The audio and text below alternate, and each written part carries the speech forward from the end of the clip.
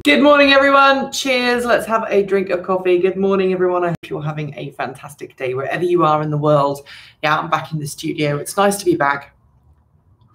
I was back yesterday, but I had my dog in the studio. And when I start talking to the camera, he starts getting excited. Not that camera, but when I start talking to this camera, he gets all excited and wants to play. Erin was also in the office yesterday, so I decided that I was going to wait until today to get this stream up and running. Got an exciting bit of an unboxing here. Look at this. This is our new Pelican. So big.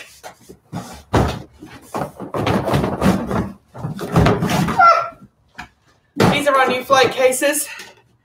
So that when we go to CES and other things, we have a way of carrying all of our camera gear safely and securely. We'll be able to get our lights in here. We've got two of these now. We'll be able to get our lights in here and our new camera. More on that in a minute. We're getting a new camera, which is going to be freaking awesome. So this is our new camera box. To put all our camera gear in here so that when we are at CES, we avoid having to carry our big, heavy camera bags everywhere with us. And it also means that we've got a really secure way of transporting it there. So this is our new thing. So very cool. These are thanks to the Black Friday sales. We got two of those like at half price for the business. So these are now going to be engraved. They're going to have our details on them, and we'll be putting our, as I said, we'll be putting our new camera gear in there. So it's really nice. Equipment transport evolves, says John. Yeah, it is kind of. I wasn't going to talk about equipment right now, but I guess this is a good chance to do that. As you all know, we've been growing in the last couple of months. Our income's been growing, our channel's been growing, and we've had more and more of you kind of get in touch and say, hey, we want you to start recording in 4K. And so we are about to pull the plug on some new camera gear, which we'll be selling. That stuff there, that's our Canon 80D. We'll be selling that and possibly our backup camera, and we'll be getting a new 4K camera for a new 4K workflow. We've now got the server. You can see the Pelican case over there. We've got our server, which is right there, that server there. It's now got 90 plus terabytes of storage in it, which is what we need if we're going to be recording in 4K. The camera we're looking at has a stupidly high bit rate, and it means that when we do car shows, when we do things like CES, we'll be able to start recording in 4K. Now, if you want to help donate towards that, the best way you can do that is to go to transportevolve.com/Patreon and make a Patreon pledge. You don't have to like make it for a particularly long period of time. You know, I don't mind if you jump on and make a pledge and then disappear in a couple of months' time. We're also thinking about trying to set up a Ko-Fi or something else so that people can send us one-off payments so that we can do stuff like that. Collies are cool. Yes, those who are watching this stream live will know probably that I have a border collie. His name is Pepper. He is adorable. Basically defies all of the veterinarians who say he shouldn't be able to walk. He's had severe arthritis since about the age of 3. He is now coming up on 11, and he's coming up on 12, and he's still kicking strong. He can't climb stairs as easily as he used to, but yeah, he still plays and chases ball and goes on really long walks, so that's cool. Anyway, there are some questions coming up. Oh, I also happen to have a character who is a border collie that I play in my spare time. So there we go. Volkswagen is to stop new development on ICE engines by 2026. Your opinion, is their timing right or a little early? Honestly, I think Volkswagen needs to make that push, needs to make that change.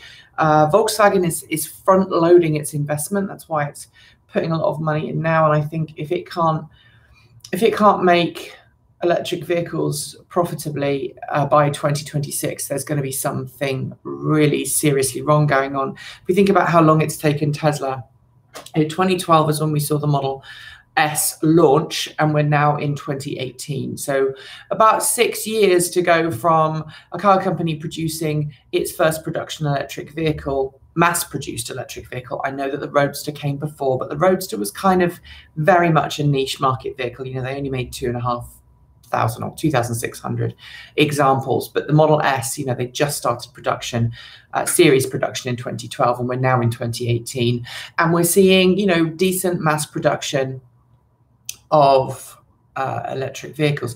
And just as a side, just think about this.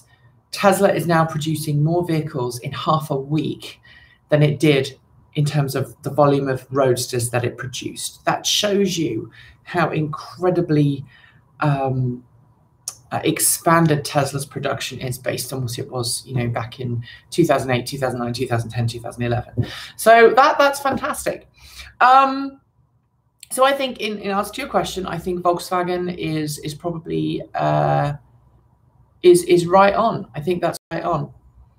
An Anonymous Freak says also stop development doesn't mean stop selling. I'm sure they'll continue to sell ICE engines for some time to come, and I think you're probably right. We have, oh my goodness, my email is lighting up. I had 350 emails this morning when I woke up at home. I cleared those on the dog walk, and before I left for work, when I got into the studio, I had another 100 waiting for me. We're into CES season, which means every PR person and their dog, quite literally, collie or not, are sending me press releases, and unfortunately the rest of the Transport Evolved team as well. I think Erin has escaped it because she is no longer, she was not on the team when we started, and Brandon, I think, is probably escaping it too because he was just the cameraman last year. So we are on the hunt for a camera person for CES this year. Brandon is not going to be joining us. We're really, really grateful for the amazing work he's done with us so far, and I hope he'll work with us again in the future. But for the time being, he has just got a new job. So yay, well done, Brandon. It's definitely a promotion on what he was previously doing, but it does mean that he's not going to be able to take that time off in January to come to CES and film with us, which is a shame because new 4K camera, which hopefully will be running and operating by that point. Coffee time. Cheers. So there's some things I want to talk to you about today. Please retweet, please share that we are streaming, because I think it's really important that we cover this.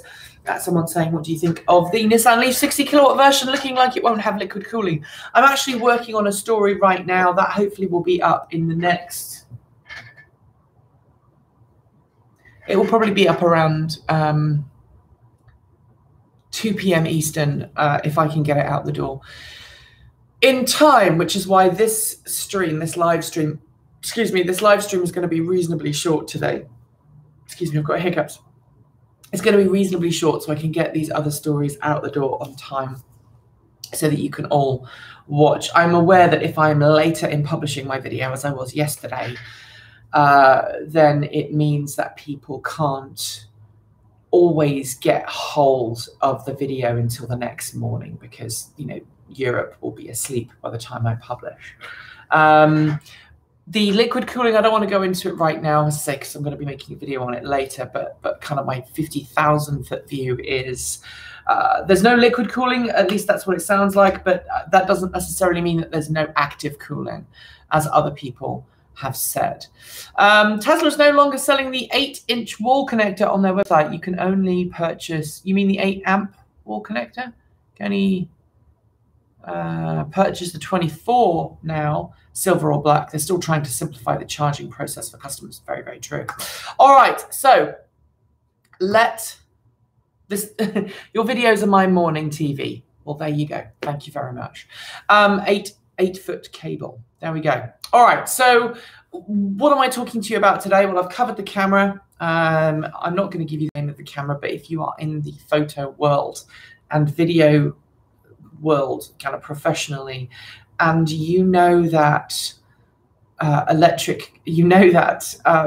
there's a new camera out that is so high in demand that there's a wait list. So we had a little field trip down to our local camera store, Profoto, in Portland here. Give them a bit of a shout out. They're great to me. They put up with me just turning in and saying, I need this really quickly. Can you get it for me? And they get it, and we're all good. But Profoto have put my name down for this particular camera, as well as a gimbal, which is something that some of you have asked me to do. And so I'll be hopefully buying that. It's a total of about $2,000. Probably need to put another $1,000 into the kitty to buy some lenses for it. But hopefully then we'll be able to produce some really glorious 4K footage of cars, and also produce some better content for the channel. I know that some of you are not so happy about this green screen setup. I'm aware of that. We are working on building a set right now so that the Transport Evolved stops being green screened. For now, we're going to continue the green screen. The set may not happen in this building. We are now looking for another place to call home. In order for that to really happen, we need to increase our income by about another $2,000 a month. So if you know anybody who's willing to support us, send them to patreon.com/Transport Evolved. All right, so what I want to talk to you about today, other than all of these other things that are going on, I know that the EV tax rebate that in the US is under fire thanks to Mr. Orange. Again, I'm not going to go into that right now because there will be a rant coming on that very soon. There's also a rant coming on things that dealers say to you, stupid things that dealers say regarding electric cars. Following a recent interaction with a dealership in which I was told that I could not put Michelin, anything other than Michelin Energy Saver tires on my Chevrolet Bolt EV because it would void the warranty. And as a side note, we said goodbye to one of our Nokian Hakkapeliitta R2s yesterday. I hit some concrete on the freeway on the way home. It was big. I didn't notice it because I was a bit tired. Hit some concrete that had fallen off the back of a lorry, and it's damaged one of my alloy wheels. So I'll be ordering a wheel replacement. The tire place said the wheel is structurally sound for now, but it is bent. So we want to replace it to make sure that the tire wear is not an issue. I did have to buy 2 brand new tires yesterday to put on my car. So we've now put Nokian Hakkapeliitta R8s. The non-studded variant, they do studded winter tires. They do studded R8s and non-studded R8s. I've put the non-studded R8s on, which are kind of like the R2s. They don't have some of the same technology, but they should be good for the winter. And obviously I will be reporting on how that affects range, because I've got a feeling that the R8s will have less range capabilities than the R2s. We will be driving to Reno, Nevada, not Reno. We'll be driving to Las Vegas, Nevada this winter on our way to CES, because obviously these Pelican cases flying, they are designed to fly, but by the time you've paid all the overage charges with the airline and you've then rented a car, it's easier just to take 2 days and drive down. So there we go. All right, but what I want to talk to you about today is Article 13. If you don't know what Article 13 is, it's something that's affecting every YouTuber right now. So the European Union has come up with a proposal. The European Parliament has voted in favor of a new copyright directive. It's called Article 13. Actually, there's 2. There's Article 11 and Article 13. And these 2 things could dramatically change how YouTube and also how my business works moving forwards. And what it would mandate, Article 11 would mandate that if you write a story online or you cover a news item online and you link back to the original news story, you will then have to pay effectively a licensing fee or a link fee. A link is being called a link tax, so that when you link back to the website with the original story on, you will have to pay I would have to pay the site I'm linking back to. Does that make sense? So that I will have to pay if I want to share a story that I'm covering that somebody else has already covered. And because of 10, Transport Evolve News Roundup, which is essentially a show in which I take all of the news stories that have happened in the week, all of the big news stories, and mush them together and report on them. And that reporting links back to the original news story so that you guys can read up on where we've got to. That will mean that I would have to pay a link tax to every single site that I linked back to. Sometimes it would be a small company, sometimes it would be a big company. It would be hellishly impossible for me to do that. I would have to pay, regardless of which country it was in, but if my content was viewed in Europe. So it's not if I'm based in Europe, it's if my content is viewed in Europe. And to avoid that, what I would have to do would be to essentially block all of my content from Europe. If this law passes, I would have to block all of my content from Europe, because if anybody in Europe viewed my content, I would then have to pay a tax or a fee. It's an undisclosed fee. I don't know if it's per click. I don't know if it's per time that you do it. It would link. I would have to pay for that link. And someone says in the chat room, that's one reason why you need Brexit. Well, actually, I'd rather stay in the European Union for the UK. Obviously, I don't live in the UK anymore. I live in North America, in the US of A. And as far as I am aware, Mexico, Canada, the US are not proposing anything similar. So I'm not on the same continent anymore. So I believe that if this law passes, it will dramatically damage small content providers like myself. Obviously, if you're the Guardian newspaper or the Times or any other big news outlet, then you'll be fine, because the chances are that you'll be following the links and breaking the news stories yourselves, and your revenue is high enough and your profit's high enough that you can just pay, however many thousand a month that you need to pay to link back to original articles. But for me, it would, it will cause me some major issues. And it's not even, I think it's really important to note here, it's a bit like the VATMOS thing that we had a couple of years ago. It doesn't matter if you're based in Europe or not. If your content is viewed and consumed in Europe, you will have to comply with this law. Which brings me back to VATMOS. Now, VATMOS is VATMOS was a thing that I think happened about 2013, 2014. And what VATMOS did was it said, if you are receiving payment online for goods and services, and that includes donations for things like Patreon, then what you have to do is you have to charge value-added tax to the person who is paying for your content who lives in the European Union. Not only that, but you're responsible for collecting the tax of that person, from that person. And then at the end of the year, you then have to pay that tax back to their relevant governments. So if somebody lives in Germany and they make donation to your website, you take the donation, and then you also have to take tax at whatever the rate is in Germany. You have to put that tax to one side. You have to keep a record of where that person lives. You have to have proof that that person lives in the country they say they do. So you have to have 2 forms of evidence per person. And then you would have had to, at the end of the year, register with the German government to pay them the tax that you collected from their residents for the stuff that you sold them online. And yes, content sold online does include donations. So it's kind of crazy. Please excuse me, I'm about to sneeze, and hopefully I can get around that by, excuse me, toot toot. For some reason, like this weather at the moment is making me really sneezy. I don't think I've got a cold, it's just because it's really cold here in Portland at the moment, my nose has been running. I've been in Chicago for a week. I was in LA before that. So my body's like, I don't know if it's summer, winter, whatever. Okay.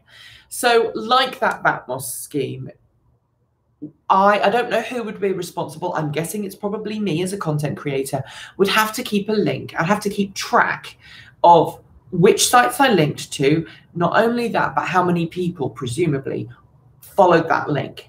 Now, we can do that with Google Analytics, that's fine, but it's extra paperwork on my part. It's extra payments that I have to pay out. And frankly, while we are bringing in, I'm just trying to think what we average. Transport Evolved at the moment is bringing in, on an average month, between $5,000 and $6,000 a month.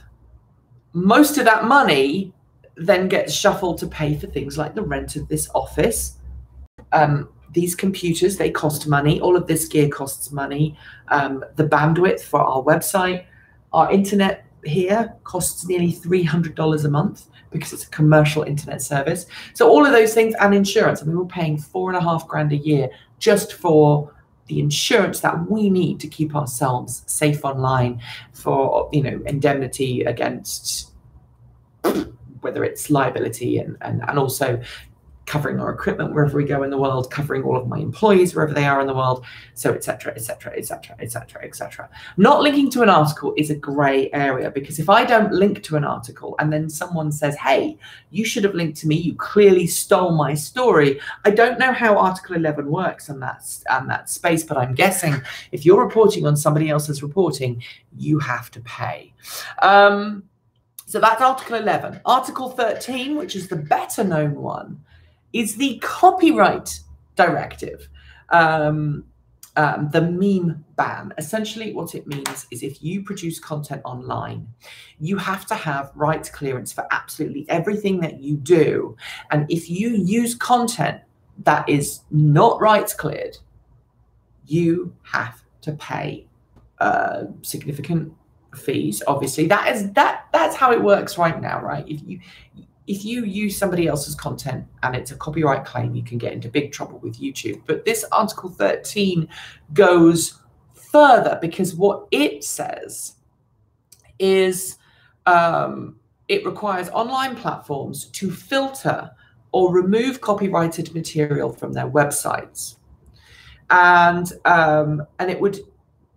it makes the online platforms and the sites that aggregate, so whether it's Twitter, Facebook, Reddit, any of those other sites that you can post links to, or in fact, any site that you can post a link from to be liable for copyright infringement. So again, it could even be me. If we put a link up on our website to a video and it turned out that that video wasn't the original version of that video, we would be eligible, we would be liable for copyright infringement, even if we weren't the ones that put the video up online in the first place.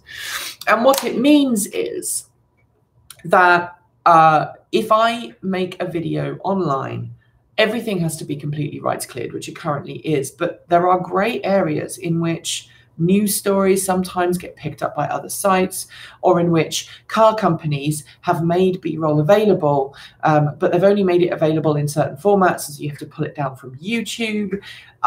That's content made by the automaker in an advertising capacity, but somebody else could quite clearly claim that it was their original work. And you could even be in this really gray area where a car company has paid somebody, an independent third party. It doesn't normally happen with big car companies because they'll have in-house video team, but small car companies, I'm talking about Lucid or Electromechanica or whatever, they might pay an independent filmmaker to make a video for them. That independent filmmaker makes the video, it's put up on their website, but they may put their original content on their own site. Again, can I use that footage? I might not be able to, because it might mean that the original content creator goes, hey, this is mine.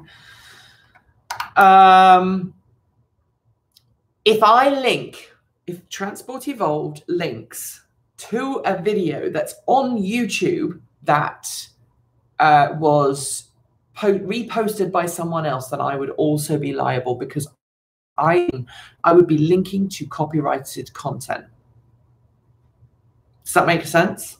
But you're right, YouTube would also be liable. So any link aggregator, that would be Reddit, Twitter, Facebook, Disqus, whatever, they would all be liable for paying for copyright infringement, the original copyright infringement. And that's kind of scary. So what YouTube may have to do, and what it said it may have to do, is to say to content creators, okay, if you are not above a certain threshold, we're not going to accept content from you. If you cannot prove to us that this content is 100% original, we're not going to let you post it, full stop, period. And that puts us in a very gray area, because while automakers do make B-roll available, proving that that B-roll is rights cleared is in itself a nightmare. I wish I could show you, but that server right there has about 30 terabytes of B-roll that has been collected over the last 4 or 5 years that we've been doing this. And that B-roll, some of that B-roll is no longer on the web. It's no longer available on the original manufacturer website. And so it is a pain. It's a real pain. Somebody's just asking me about tires. Hello, Andy, asking me about tires. So it's a real challenge for us. It could mean that Transport Evolved will no longer be available to view in the EU, and that could include the UK too. Now, the majority of our audience, if you're looking at a pie of where our audience comes from, it's something like 60 or 70% come from the US. We'll get like 20% from the UK, and then everybody else, all the other countries around the world, fill in the rest. So on a wide scale of things, yes, the European Union is probably about 20 to 30% of our total audience figure. The majority of our audience is in North America, and that's including the US, Canada, and Mexico, mostly US and Canada. So if you're a Norway, again, it may be grey because of Norway's position in the EU, but it's still very, very bad, because it could mean that my content is no longer available to a large number of people. It could also be a problem for people like Robert Llewellyn. It means, again, he cannot use any content on his site that he has not created himself. And the same would be true for us. Now, in order for us to produce complete content that is fresh and new, and we absolutely have rights clearance to everything, we would have to make sure that all the footage that we use has rights clearance. We'd have to download it and make sure that automakers had signed off that we personally could use it, because that's what this directive would call for. We would also have to film a whole lot more content, which means I would have to pay someone to film pretty much constantly. Someone would always be out filming B-roll for us. And it means if we go on a press launch, we'd have to pay for that person to fly out, because car companies will cover my flights. So if I'm going to a launch event, the car company will cover my flights, they'll cover the accommodation and my food, but they won't cover a film crew. So I would be out of pocket. I would have to put that person on the same flight. I'd have to put them up in a hotel. I would have to put them in all of these other things as well. Let me put my answer phone on. Hello. And please. Hello. We have a message from ERC. This is a call from a debt collector. No, it's not. 100. It's not. 670. Shut up. Someone who previously had my phone, I don't know if it fit my phone number, they have a... shut up! I don't want phone calls from robots. Go away. Calls will not be answered. Yes, thank you. And I would have to take down all the previous videos as well. Would it retrospectively apply and therefore mean you'd have to take down all the archive videos in the EU too? Yeah, probably. Yeah. So it's not been passed yet. And there are 17 other individual articles. There are 17 individual articles in total, all covering this directive on copyright. It's the European Union Directive on Copyright in the single digital market. Sorry, in the digital single market. If you want to make sure this doesn't happen, contact your member of European Parliament. That's your MEP in the UK, whatever the equivalent is in whichever European country you are. The Brexit deal proposed by Theresa May is that we will have to abide by EU law, but we will have no say. So it will make no difference, as someone was saying, because there's an argument going on in the chat about whether if the UK stays in or not, whether it will make a difference. It will make a difference. So it means you won't be able to watch it if you are in Europe, period. If your home nation is in the European Union, and you consume content I've created, unless everything is 100% original content, and that includes B-roll, you won't be able to watch it. It'll just be banned. And my site might be banned. I might get removed. And if I try and get around it, I face having Transport Evolved completely wiped from YouTube. Now, YouTube brings in about 1/3 of our annual income. So if we can't produce content, then this might all have to go away. And that's scary, because as an online content creator, I wouldn't be able to do this without YouTube. I wouldn't be able to make this content were it not for the awesome things going on in the new digital world. So I feel that you guys need to obviously make a noise about this. There's also talk of what's called proportionate content recognition technologies, which essentially means that when you upload it, it has to go through a content analyzer to make sure that all of your content is rights cleared.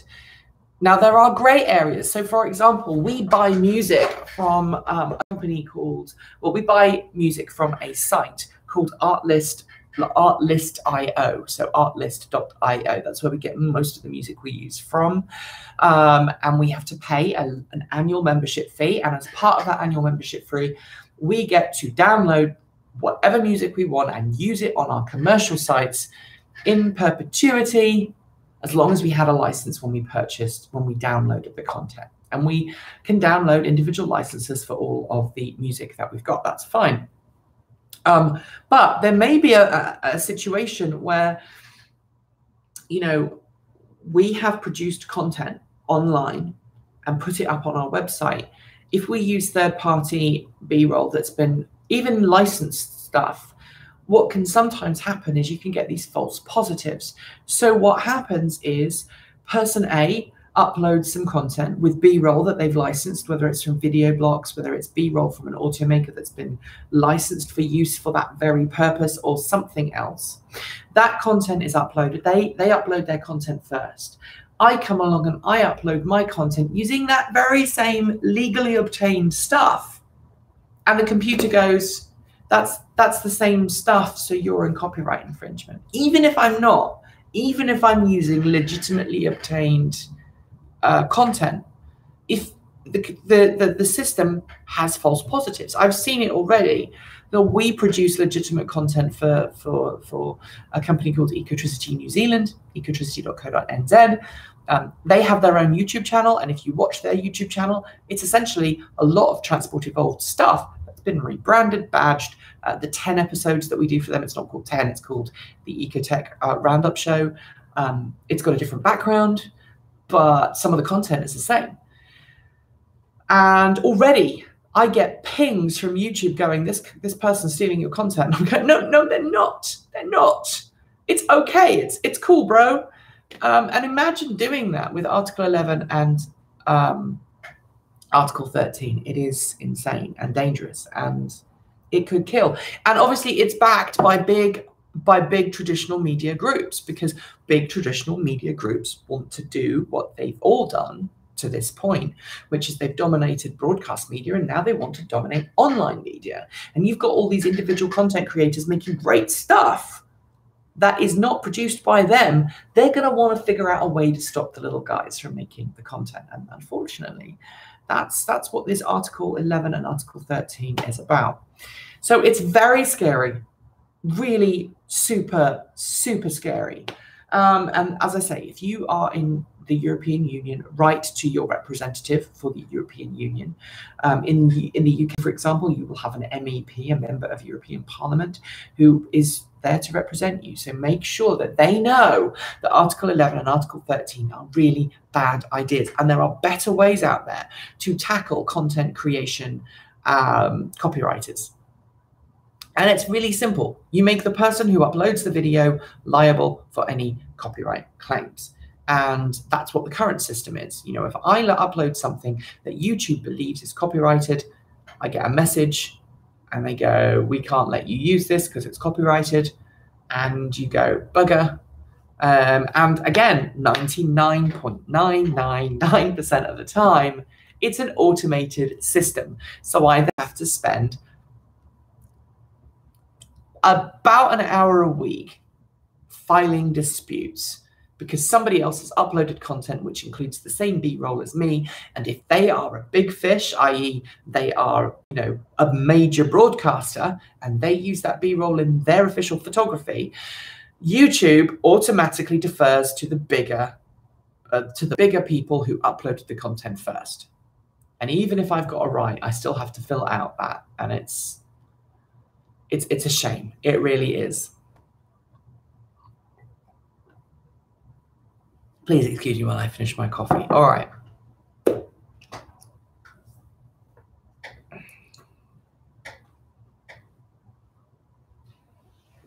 Yeah, you're right. YouTube already has that automatic copyright detection system. And some of the EU articles were built on the basis of that, but they want to have more content classified that way. And they do. They want to restrict essentially what's going up on YouTube. So we have to be really careful about that. And YouTube has said we might just have to block content in Europe, which just blows my mind if you consider how big YouTube is. I'm not in Europe, so you know, but I still want to support my European audience. So it's a really difficult thing. And the same is true for Vimeo as well. So if anyone says, oh, well, why don't you switch to another site? Well, if the law is the law, the law is the law.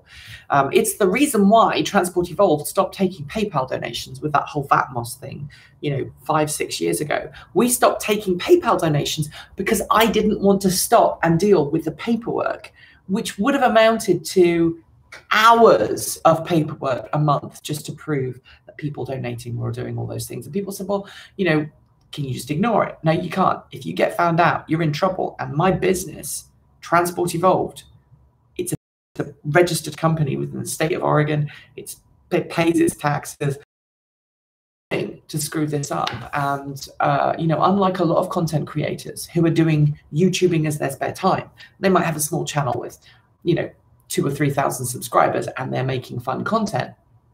They're no less valid than what I'm doing, but they have a day job and they're doing content a lot less frequently. They're not uploading 7 or 8 videos a week. They're not doing live streaming a couple of times a month. They're not, you know, doing all the stuff that we're doing. So it's a kind of a different level for us. When we get to 100,000 subscribers, we will get some protection. Because when you get to 100,000 subscribers, YouTube actually starts talking to you. At the moment, YouTube is like me trying to talk to a brick wall. They don't respond. And that's because I'm under 100,000 subscribers. So when I get up to that 100,000 subscriber mark, then YouTube will start paying more attention. Right now, I am at, let's see, according to YouTube, I am currently at, because my subscriber count and what you see online is slightly different. I'm currently at 66,726 subs, which means I missed 66,666, which probably happened sometime yesterday because it wasn't at that number yesterday morning when I looked. But we're heading towards, you know, we should reach 70,000 by the end of this year, and then we'll probably, hopefully hit 100,000 sometime in maybe the end of Q1, beginning of Q2. So at that point, we will get protected. So fingers crossed, eh? All right, so where are we? I'm going to have to stop this in a minute and write a script on a Nissan Leaf. So Article 13 I've covered, EV and CES. Yeah, we're coming to CES in January. Erin's been working on a fantastic animation. By the way, this Nightmare on Oil Street is still up on our shop. So people liked it, so we kept it up. So if you can buy the Nightmare on Oil Street t-shirt, you can buy it as a print, which is what that is. You can also get the 1.21 gigawatts t-shirt, which has got a DeLorean in front of a Tesla power bank, which is fun, which is great. Someone's saying, talking about VPNs, I cannot condone that. Let's just leave it at that. I can't tell you what to do, but I cannot condone if the law passes that you use that to get around that. That is on your head, not mine. So make sure you subscribe to this channel as well, which is youtube.com. I don't think we have our short link up for this yet, but this is Transport Evolved Take 2. So if you're watching this live stream, you may be watching it through the Transport Evolved main channel, but it's actually Transport Evolved Take 2. So please subscribe to that. Please watch some of the nonsense content that is on this channel, because as soon as we get to 4,000 hours of consumed content in the past year, we've now hit our subscriber buffer, the required subscriber amount, and therefore we will then be able to start making money from this channel as well, which will help. It really, really will help us a lot. So there we go.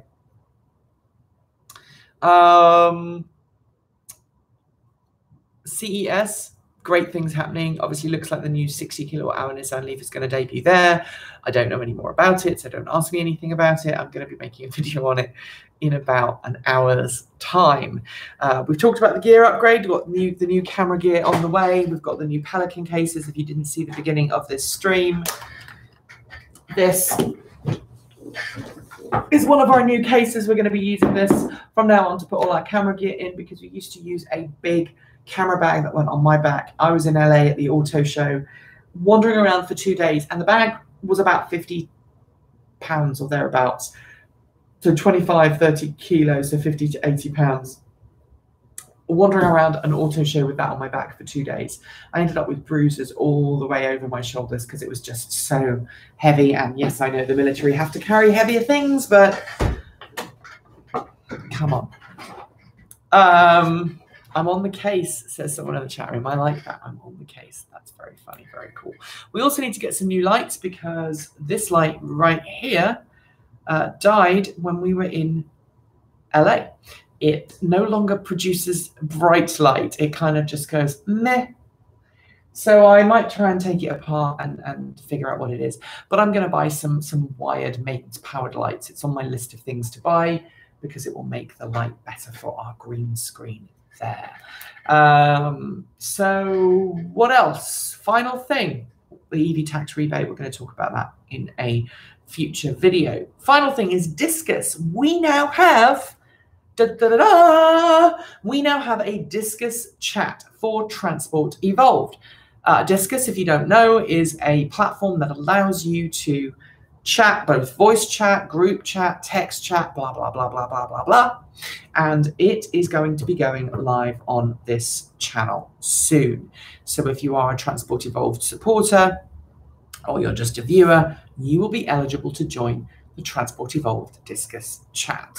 And it will be a place where you can talk about cars and talk about anything else.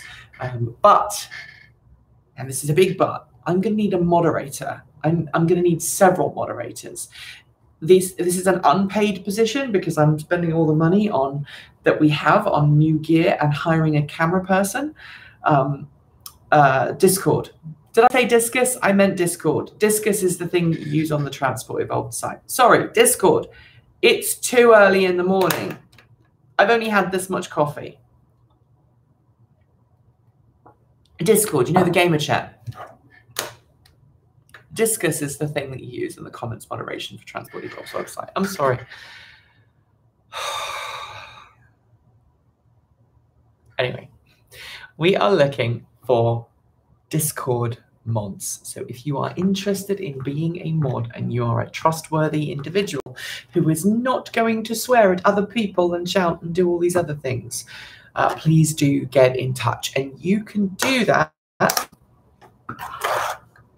by emailing show@ transportevolved.com. So show@transportevolved.com. Send me that email. Send me an email and subject line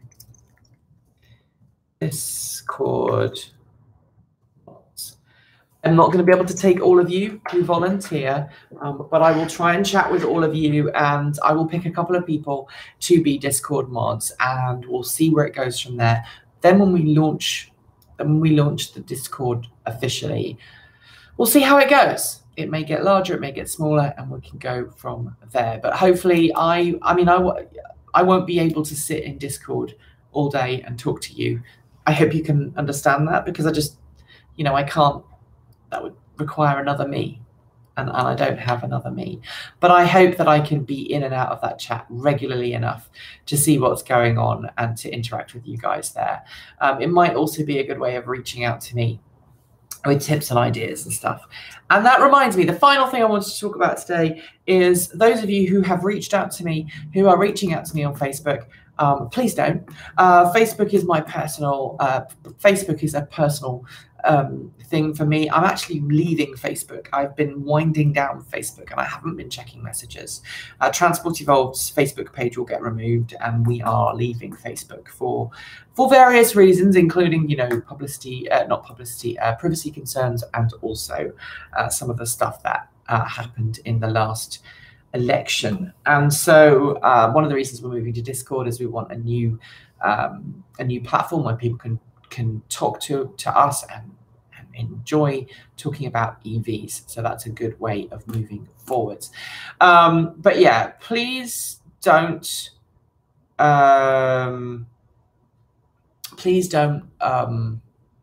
reach out to personal channels with Transport Evolved stuff. So if you want to get hold of us for Transport Evolved, please reach out.